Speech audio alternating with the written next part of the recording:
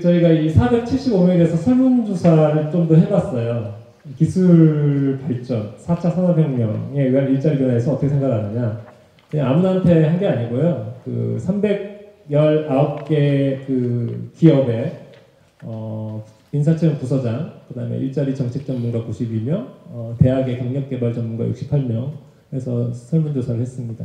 전반적으로 기술 변화가 그 일자리 변화를 이끄는 주요 동인이 될 것이다. 경제사회적인 것보다 상당히 몇 %씩 높게 나옵니다. 이제 가장 주요 동인이 됐다는 거죠. 그리고 사회적 영향, 전반적인 사회적 영향이나 생산성 향상이나 업무 환경 개선에는 다 도움이 될 것이다라고 긍정적인 효과를 예상을 했습니다. 본격적으로 언제 영향을 미칠 것이냐? 대체로 2021년 정도로 예상을 하고 있습니다. 근데 이거는 상당히 느리게 전망하는 거예요. 앞에서 언급된 WEF 다보스 포럼에서 발표된 보고서에서는 대체로 한 2017년, 18년? 이렇게 늦은 거는 한 2개 있어요. AI하고 로봇. 오히려 우리가 이 걱정하고 있는 AI 로봇은 조금 늦게 전망하고 나머지 모바일, 클라우드 뭐 이런 대부분의 IoT 이런 것들은 2017년, 18년으로 예상하고 있는데 우리나라는 상당히 늦게 예상하고 있다는 거죠. 이게 좋은 건지 안 좋은 건지를 살펴봐야 돼요. 그러니까 뭐냐면 빠르게 일어나고 있는데 우리만 모르고 있는 건지 아니면 우리나라 사회가 정말 느리게 흘러가는 구조인 건지는 조금 더 살펴봐야 될 것 같습니다. 후자이기를 바라야죠. 전자면은 큰일 났죠. 최근에 3년 동안 어떤 변화가 일어나냐고 했더니 기계나 장비, 프로그램, 제조기술 이런 것들이 상대적으로 많이 바뀌었고 조직 구조, 그 다음에 업무량, 업무의 난이도 이런 것들은 별로 안 바뀌었다고 합니다. 그러니까 아직 진짜 변화도 안 일어나고 있는 거예요. 체감을 업무 유지가 전문성이 유지가 될 거냐, 업무가 변화할 거냐, 대체가 어느 정도 될 거냐 이런 것들을 물어봤더니 대체는 한 30%, 40%. 근데 이거 세 개 하면서 느낀 점은 기업에서 더 둔감해요. 정책이나 진로지도 전문가에 비해서 기업에 계신 분들이 훨씬 변화에 둔감하고 변화도 크게 안 일어날 것 같고 변화가 일어나도 우리가 그냥 잘 대처할 수 있을 것 같고 조금 약간 아니야 어떻게 보면 그런 상태인 것 같아요. 이해도 좀 잘못됩니다. 역량이 많이 바뀐다고 합니다. 지금 우리나라에서 중요하게 생각하는 잘 안 보이시겠지만 업무 처리 역량을 가장 중요하게 생각하고 그다음에 업무 관계 업무 내용에 관련된 역량, 내용을 잘 파악해야 되고 그 다음으로 사회관계 역량, 소위 줄 잘 서고 네트워크 잘 관리하고 이 세 가지 역량 가장 중요하게 생각하는데 자 빨간색으로 보면 5년 후에 뭐가 바뀌냐면은 시스템적 역량, 복합적 문제 해결 역량, 여기 이건 외국하고 좀 차이 나는 부분인데 테크놀로지 역량이 중요해질 것이다 라고 하고 기존의 중요한 역량은 좀 줄어듭니다. 그래서 근데 이제 순위를 보니까 방금 중요했다라고 하는 역량들일수록 외국 대비 수준이 좀 낮다라고 또 응답을 하고 있어요. 아직 이 역량 개발에 대해서 준비가 안 돼 있다라고 볼 수 있죠. 자, 어쨌든 우리나라는 이런 것들을 다 조합해 보니까 결국은 그 젊은 세대의 우수한 역량을 더 강화시켜서 대신 미래에서 원하는 그 역량을 더해서 육성을 해야 된다. 그리고 그런 역량을 활용을 할 수 있게 사회적 환경을 좀 바꿔야 되고 그런 환경 속에서 지속적으로 그 혁신이 일어나서 일자리를 창출해 갈 수 있게 해야 된다라고 말하고 있습니다. 어떤 역량이 필요하냐? 저희가 일반적으로 방금 이제 그 WEF에서 발표한 9개 역량 가지고 한번 분석을 해봤습니다만은 자체적으로 또 분석을 해봤어요. 아까 참여하신 475분에게 이걸 위한 설문을 좀 설계를 해가지고 돌렸습니다. 여러 가지 분석 단계를 거쳤고요. 네트워크 분석도 하고 FGI도 여러 가지 했습니다. 그러니까 결론은 뭐였냐면 처음에 시작할 때 그랬어요. 창의성하고 복합적인 문제 해결 역량이 필요하다라고 가장 많은 책에서 언급을 합니다. 미래 역량으로. 근데 생각해보면 그거는 결과론적인 역량이거든요. 능력이거든요. 그거 다 갖고 싶죠. 근데 그걸 어떻게 가질까요? 그게 중요하죠. 그래서 그거를 가질 수 있게 하는 도움이 되는 역량이 무엇일까요? 찾아봤더니 저희는 획일적이지 않은 문제인식 자체를 좀 다르게 기계와 다르게 그 인식된 문제로부터 대안을 도출하는 해결법을 도출하는 과정에서 다양성의 가치를 조합한 이 다양성은 주로 이제 사람의 협력에 관련된 겁니다. 그리고 이 두 가지를 통해서 이제 이런 창의적이고 복합적인 문제 해결할 수 있는 사람이 되자는 거였고요. 또 하나는 아까 기계가 이제 동료로 등장을 할 거라고 했잖아요. 어떻게 보면 내 상사가 될 수도 있어요. 근데 그렇게 되면 그 사람에 대해서 잘 알아야 되잖아요. 그 기계에 대해서 잘 알아야 되잖아요. 이 사람이 뭔가 알고리즘을 돌려가지고 이런 결론을 내놓는데 그러면 그 알고리즘이 어떤 특징이 있고 어떤 단점이 있는지를 알고 있어야지 정말 완벽하신데 이런 거 빠뜨린 것 같아요. 그래서 기계에 대해서 이제 잘 알아야지 버틸 수 있는, 지금처럼 리모컨만 누르고 뭐 이런 게 아니고요. 비싼 기계일수록 그게에 대해서 잘 알아야 되는 그런 능력이 필요해질 것이다. 이렇게 정리를 하고 있습니다. 거기에 대해서 구체적인 역량을 11개를 뽑았습니다. 이 문제인식을 위해서는 유연하고 감성적인 인지력, 비판적인 상황의 성력, 그것들을 도와주는 능동적 자료 탐색력, 학습 능력이 필요하다고 했고요. 대안 도출하는 데는 주로 협력에 관련된 능력들이 많습니다. 그 휴먼 모니터링을 조금 더 계획적으로 할 수 있는 능력, 그 다음에 그런 사람들을 끌어들여서 나를 중심으로 협력할 수 있게 하는 능력, 거기서 의사결정을 할 수 있는 능력, 그리고 그 사람들을 활용해서 다시 대안을 수행할 수 있는 능력, 여러 가지 그 내용들이 섞였을 때 시스템적으로 그 전체를 좀 아우를 수 있는 능력, 이런 것들이 있고요. 기계와의 협력적 소통 능력은 디지털 문해력, 그 다음에 정교한 첨단 기술 조작 능력, 그 다음에 휴먼 컴퓨터 조합력이라고 해서 둘이 충돌했을 때 이걸 어떻게 조합을 할 것인지 그런 능력들이 필요합니다.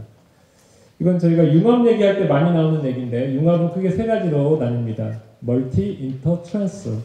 이거는 지금도 우리 대학에 많이 있어요. 뭐 다학제 과정, 협동 과정 이런 거 있습니다.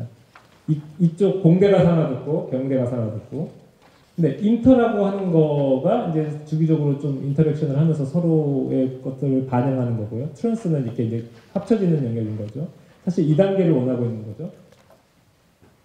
실제로 보면 앞에서 말하는 공유경제 이런 것들이 사실은 저 연결해서 인터 단계인지 트랜스 단계인지 좀 고민해 보시면 트랜스 단계 쪽에 가까운 거라고 보실 수 있을 거예요. 그 이유가 어떻게 될까요? 뭘 갖춰야 될까요? 이 어렵지만 다양성의 가치를 내가 인정하는 사람인가 한번 생각을 해보실 필요가 있을 거예요. 주류만 좋아하고 비주류는 좀 평가를 적게 받고 이런 시각을 좀 바꿔야 될 것 같다는 생각이 듭니다.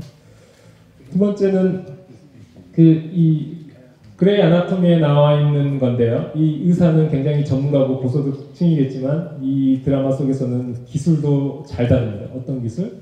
아까 말한 홀로그램 같은 혼합 현실 그림. 좀 긴가요? 재밌을 것 같아서 제가 좀. 자, 앞에 이렇게 수술 개복하기 전에 이런 게 뜹니다. 그래서 먼저 시뮬레이션을 해보고 토의를 하고 결정을 하고 수술을 시작하는 거죠. 자, 이런 상황 발생할까요? 근데 실제로 영화에서 자, 이런 상황은 어떻습니까? 이게 개를 학대하는 것처럼 보이나요? 로봇 테스트하는 것처럼 보이나요? 실제로 이런 영화가 있었죠. 3년 전에 4년 전인가요? 헐. 그렇죠. 그녀라는 건데 젊은 사람들은 헐이라고 부르더라고요. 헐. 네. 그 헐한테 실현당하고 짓는 사람의 표정이에요. 그러니까 이제 혼란스러운 거죠. 근데 이제 저런 데서 사실 직업의 기회가 있다라고 이렇게 생각을 해보시면 돼요.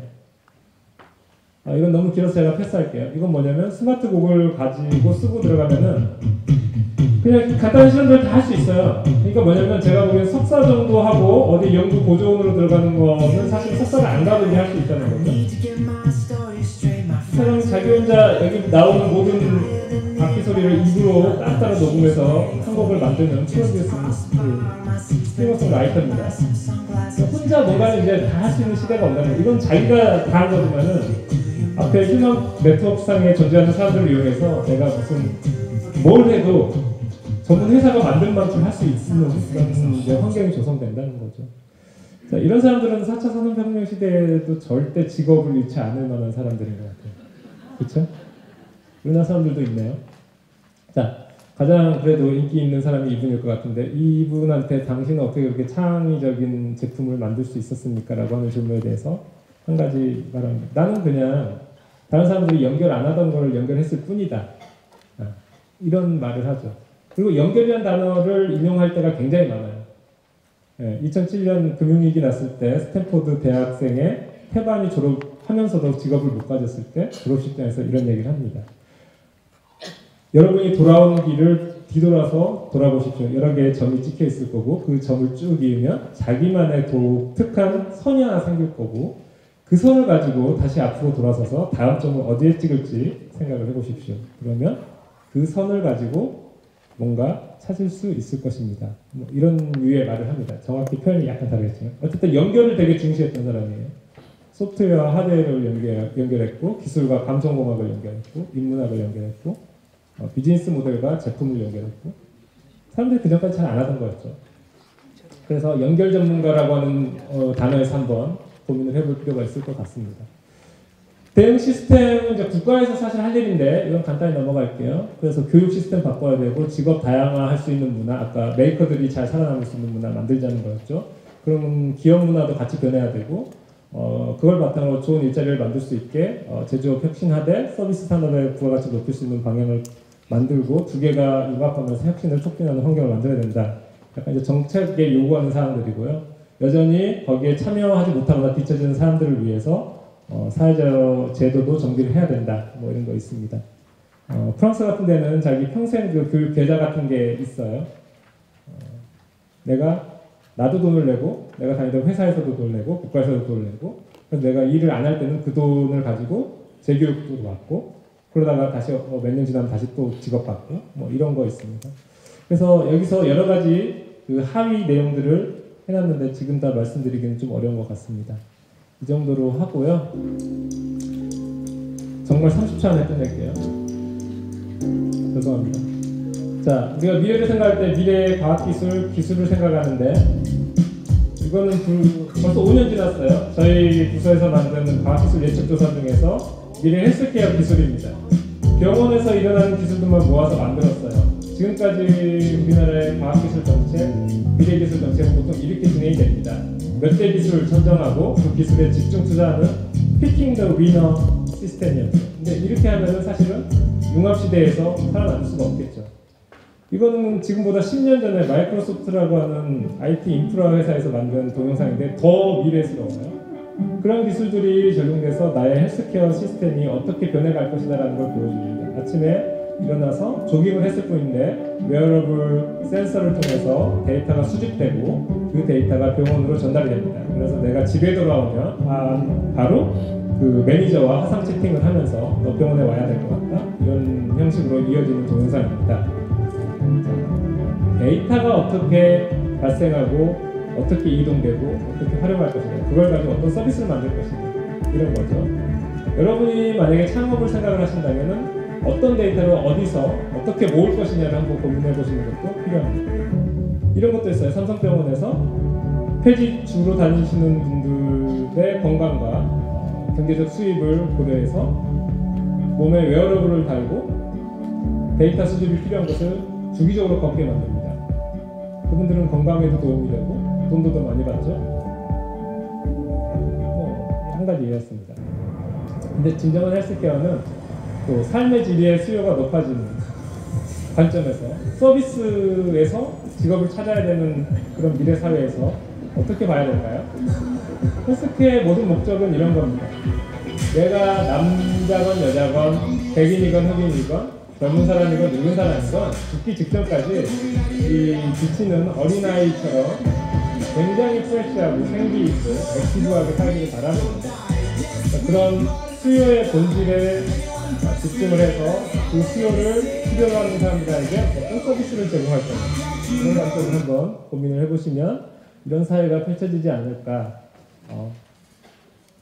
인간은 인간미 넘치는 업무에만 집중하고 혁신의 증가로 풍요롭고 윤택해지고 노동도 적게 해서 여유 있는 사회가 된다.